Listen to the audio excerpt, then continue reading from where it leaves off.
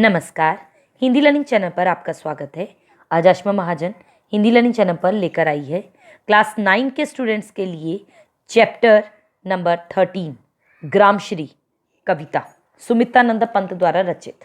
Right, 13 chapter का part 2 आज इस वीडियो में अपलोड करने जा रही हूँ। यानी कि इस वीडियो में आपको मिलेगा पाठ का सार, रिटन एक्सप्लेनेशन, एनसीईआरटी के बचे हुए question answer, one liner question.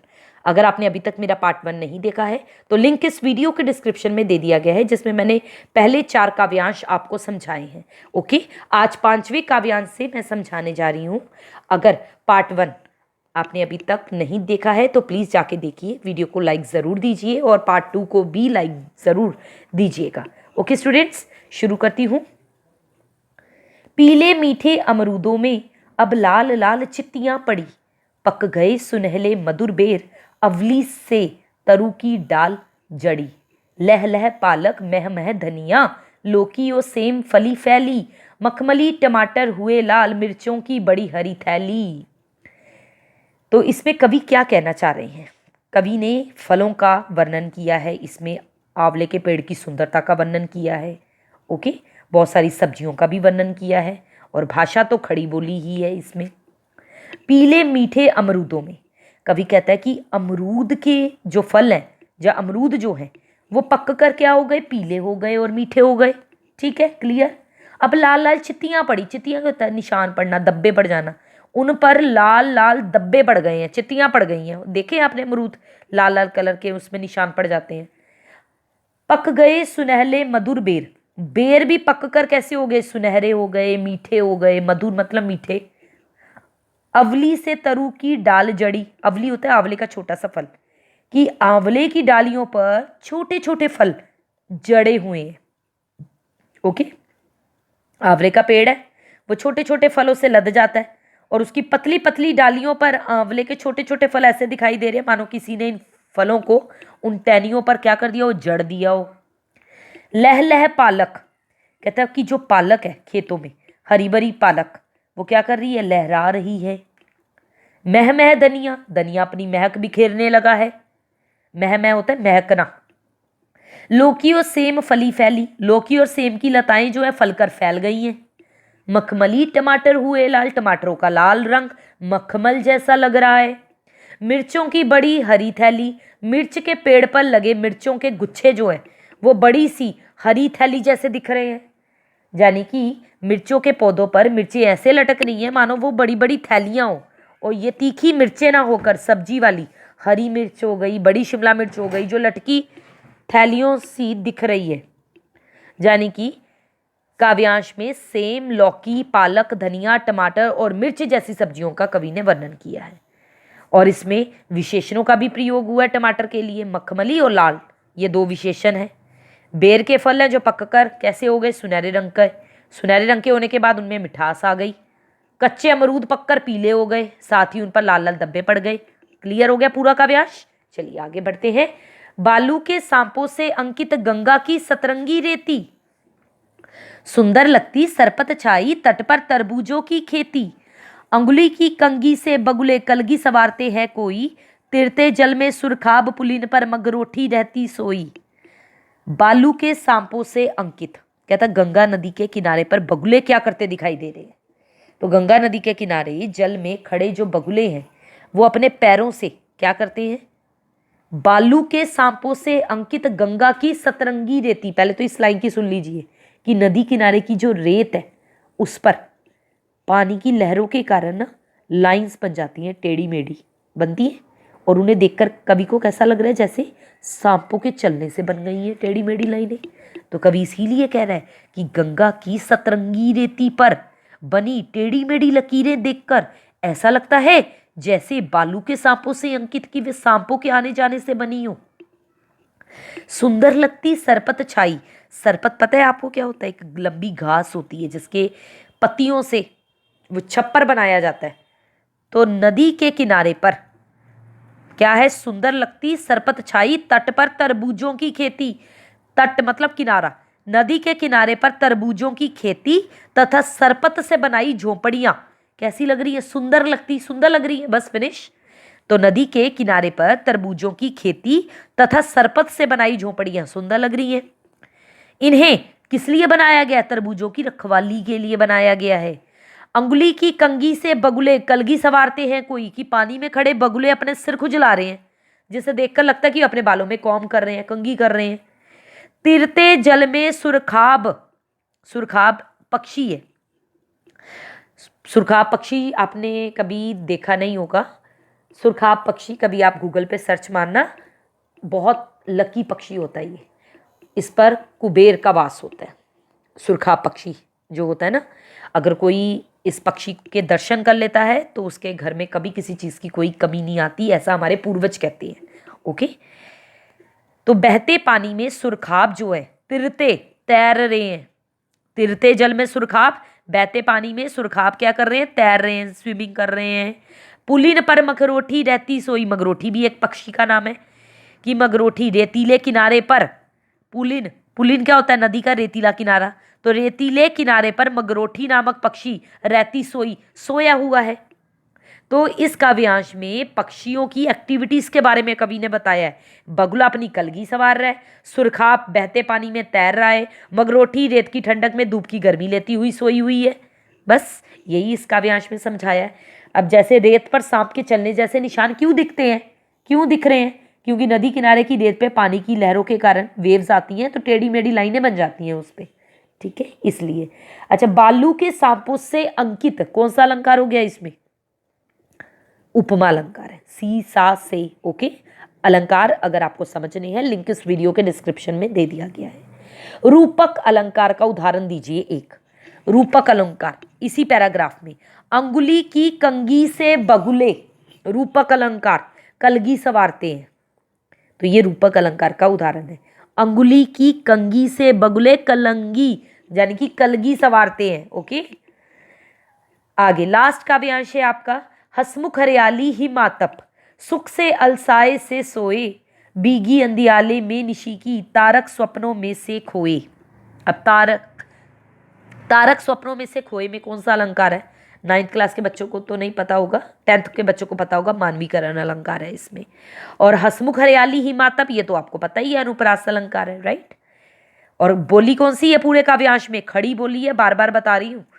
हसमुख हरियाली हिम आतप, ग्रामीण सौंदर्य का वर्णन करता हुआ कवि क्या कहता है कि हसमुख हरियाली हिम आतप, सुख से अलसाए से सोए, भीगी अंधियाली में निशी की, तारक स्वप्नों में से खोए, मरकत डिब्बे सा खुला ग्राम, जिस पर नीलम नभ आशादन, निरुपम हिमांत में स्निग्ध शांत, निज शोभा से हरता जनमन। पहले हिम आतप का मतलब क्या होता है? सर्दी की धूप।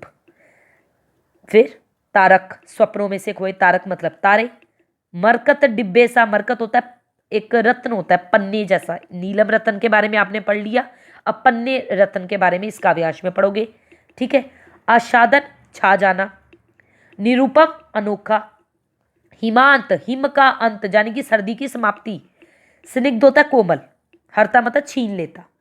तो इस काव्यांश में कवि ने हरियाली को हसमुख कहा है। क्यों कहा है अभी सुनते हैं। हसमुख हरियाली हिम आतप, तो कवि कह रहे हैं हरियाली पर धूप पड़ती है तो लगता है कि वह हंस रही है।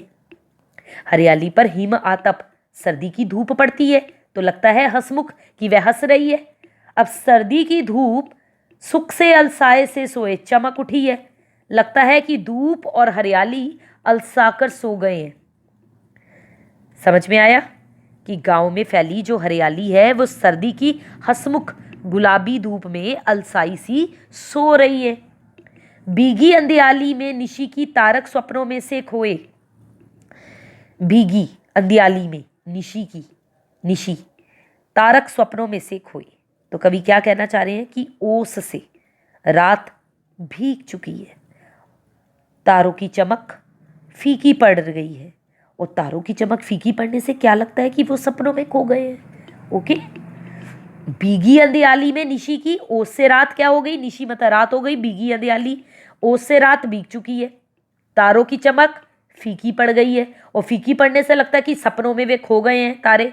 मरकत डिब्बे सा खुला ग्राम, सुंदर गांव जो है वो पन्ना नामक रत्न के खुले डिब्बे सा लग रहा है। पूरा का पूरा गांव रत्न होता है मरकत, पन्ना नामक रत्न, ओके, कुछ लोग पहनते हैं अपने हाथों में।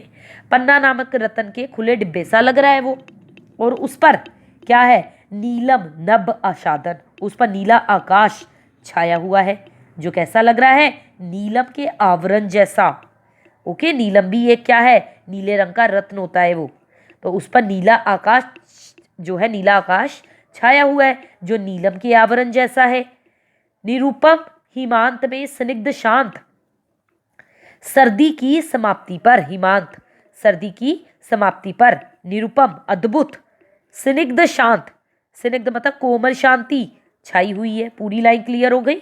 हिमांत मतलब सर्दी की समाप्ति पर, निरुपम मतलब अनोखी, शांत स्निग्ध शांत मतलब कोमल शांति छाई हुई है। निज शोभा से हरता जनमन, ऐसा सुंदर गांव अपनी सुंदरता से लोगों का मन अपनी ओर खींच रहा है। तो गांव के सौंदर्य का वर्णन कर रहा है इसमें कवि ने कि गांव की हरियाली पर गुलाबी धूप पड़ने पे लगता है कि दोनों अलसाकर सो गई हैं, धूप भी और हरियाली भी।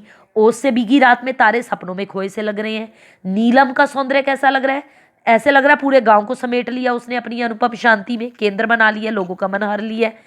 तो पूरे के पूरे काव्यांश में ओस से भीगी अंधियारी में तारे सपनों में खोए लग रहे हैं। जनमन को हरा भरा सुंदर गांव जो है वो आकर्षित कर रहा है। तो बाकी बचे हुए क्वेश्चंस के आंसर आपको इस काव्यांश में मिलेंगे। आई होप आपको कविता के ये तीनों काव्यांश समझ में आ गए होंगे। कविता का सार है बच्चों ये आपके सामने, ग्रामश्री कविता का सार ये आपके सामने दे दिया गया है। नोट करना चाहें तो आप नोट कर सकते हैं, अदरवाइज आपकी अध्यापिका जो लिखवाए आप वो लिख सकते हैं। ओके स्टूडेंट्स, उसके बाद आपको देने जा रही हूँ बाकी बचे हुए क्वेश्चन आंसर, क्योंकि पहले 3 क्वेश्चन आंसर मैंने ऑलरेडी पार्ट 1 में अपलोड कर दिए हैं। पार्ट 2 में क्वेश्चन नंबर 4 से स्टार्ट किया है मैंने, क्वेश्चन नंबर 4, 5, 6, 7, तो आप यहाँ पर देख लीजिए, लिंक पार्ट 1 का डिस्क्रिप्शन में दे दिया गया है। ओके, ज़्यादा से ज़्यादा दोस्तों तक शेयर कीजिएगा, वीडियो को लाइक कीजिएगा। क्वेश्चन नंबर 4 आपके सामने है। क्वेश्चन नंबर 4 में पूछा गया अरहर और सनई के खेत कवि को कैसे दिखाई देते हैं। तो आपको समझाया था ना, अरहर और सनई में फलियां आ गई थी, हवा चलती थी तो फलियों से हल्की हल्की आवाज़ आ रही थी, जिसे सुन के कवि को कैसा लग रहा था कि धरती ने अपनी कमर पर करदनी बांध रखी है, और उस करदनी में क्या लगे थे, घुंघरू, जिनसे ये आवाज़ आ रही है। ओके, आगे भाव स्पष्ट कीजिए। बालू के सांपों से अंकित गंगा की सतरंगी रेती, कि गंगा नदी के किनारे फैली रेती पे सूर्य की किरणें कैसे पड़ती थी, चमक उठती थी, रंग बिरंगी दिखती थी, और पानी की लहरों के आने से टेढ़ी मेढ़ी बन जाती थी रेखाएं, और ऐसे लग रहा था कि सांपों के रेंगने से बन गई हैं वो। हसमुख हरियाली हिमातप सुख से अलसाए से सोए, कि हरियाली पर सर्दी की सूरज की धूप पड़ने से लगता है कि वो हंस रही है, और सूर्य की धूप भी नर्म है, कोमल है, और धूप और हरियाली दोनों ही अलसाए हुए सो गए हैं। ओके, नेक्स्ट, कौन सा अलंकार है, तिनकों के हरे हरे तन पर हिल हरित रुधिर है रहा झलक। अब हरे हरे तन पर, हरे हरे तो पुनरुक्ति प्रकाश अलंकार हो गया आपका। हरित रुधिर ये अलंकार 9th क्लास में तो है नहीं। हरित का मतलब होता है हरे रंग का रक्त, ये एक्चुअली विरोधाभास अलंकार है। ओके, और रही बात अनुप्रास अलंकार की, तो ह वर्ण की आवृत्ति बार बार हो रही है और र वर्ण की आवृत्ति भी बार बार हो रही है, तो पूरी पंक्तियों में अनुप्रास अलंकार है। तिनकों के तन पर, अब ये क्या है, तिनका रूपी तन रूपक अलंकार हो गया, और अगर 10th क्लास के बच्चे देख रहे हैं तो मानवीकरण अलंकार भी है। ओके, इस कविता में जिस गांव का चित्रण हुआ है वह भारत के किस भूभाग पर स्थित है। तो कविता में गंगा के किनारे फैले विस्तृत मैदानों के किसी गांव का वर्णन है। ठीक है स्टूडेंट्स, तो ये हो गए आपके 7 क्वेश्चंस, 1 लाइनर क्वेश्चंस हैं आगे। अब इनके आंसर आप खुद देंगे क्योंकि आपने कविता को समझ लिया है अच्छे से। तो आपकी कविता जो आपने अच्छे से समझ ली है उसके आधार पर ये क्वेश्चन आपसे पूछे गए हैं। ग्रामश्री कविता में कवि ने गांव की तुलना किससे की है। अब आपने गांव की तुलना समझ में आ गया होगा किससे की है। गांव का वातावरण भी हरा, और एक समझाया गया था, मैं नाम नहीं लूँगी क्योंकि कविता को अच्छे से एक्सप्लेन किया गया है, ताकि आपको भी पता हो कि कविता में किस चीज़ को हरे रंग का बोला गया था। ओके, वीडियो को लाइक ज़रूर दीजिएगा, मैं बार बार बोल रही हूँ आपको, वीडियो को लाइक कीजिएगा, शेयर कीजिएगा दोस्तों के साथ। ओके स्टूडेंट्स, चलिए नेक्स्ट क्वेश्चन है आपका 1 लाइनर क्वेश्चन में। तट पर तरबूजों की खेती, ये बच्चों को पता ही है। त त त की आवृत्ति बार बार हो रही है तो कौन सा अलंकार है, मैं नहीं बताऊंगी, आप खुद ही इसका आंसर करेंगे। ओके, निर्मल शब्द में उपसर्ग बताना है और मूल शब्द बताना है। निर्मल, आप खुद बताएंगे निर्मल में उपसर्ग और मूल शब्द क्या है। साफ स्वच्छ नीला आकाश किस पर झुका हुआ है, हरी भरी फसलों से भरी धरती पे झुका हुआ है, राइट। कवि के अनुसार पृथ्वी क्या देखकर रोमांचित हो गई है, तो कवि के अनुसार गेहूं की बालियां देखकर, जौ की बालियां देखकर। जंगल में प्रकृति के रंग को किसने सोने जैसी करधानियां किनकी हैं, तो दो ही पौधे थे, एक अरहर का, एक सनई का पौधा। प्रकृति ने मखमली पेटियों में क्या छिपाया हुआ था, मटर के बीजों की लड़ियों को। जंगल में प्रकृति के रंग को किसने प्रकट किया था, झरबेरी ने, है ना। आगे है मगरोठी क्या कर रही है, तो नदी के तट पे आराम से सो रही है। और बेर और आंवले कैसे हो गए हैं बच्चों, बेर तो पक्के हो गए सुनहरे, और आंवलों से पेड़ों की डालियां पूरी तरह जड़ चुकी हैं। ठीक है, तो आई होप ये चैप्टर अच्छे से समझ में आ गया होगा। पार्ट 1 का लिंक इस वीडियो के डिस्क्रिप्शन में है। ओके स्टूडेंट, जल्दी मिलते हैं आपको नेक्स्ट चैप्टर के साथ। Till then good bye.